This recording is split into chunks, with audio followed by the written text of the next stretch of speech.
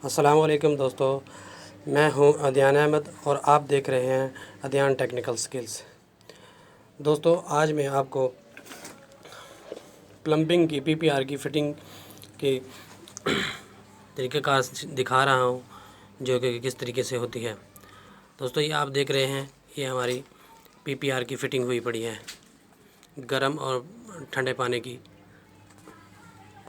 जो कि बिल्कुल तरतीब और तरीक़ेकार से की गई है। ये है हमारे कम बेसन वैनिटी के कनेक्शन, और ये हमारा शावर इस जगह पर, और ये हमारा कमोड का कनेक्शन दिया गया है। यहाँ पर हमारे काम के नौइयत साफ़ सुथरी और तरीक़ेकार होती है।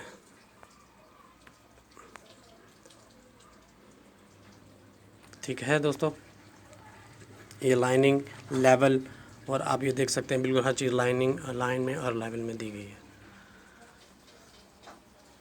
और ये है हमारे हीटर डाई, जिसे हम इसको फिटिंग करते हैं, वेल्ड करते हैं इसे। ठीक है, आज के लिए इतना ही। मुझे इजाज़त दीजिए। अस्सलाम वालेकुम।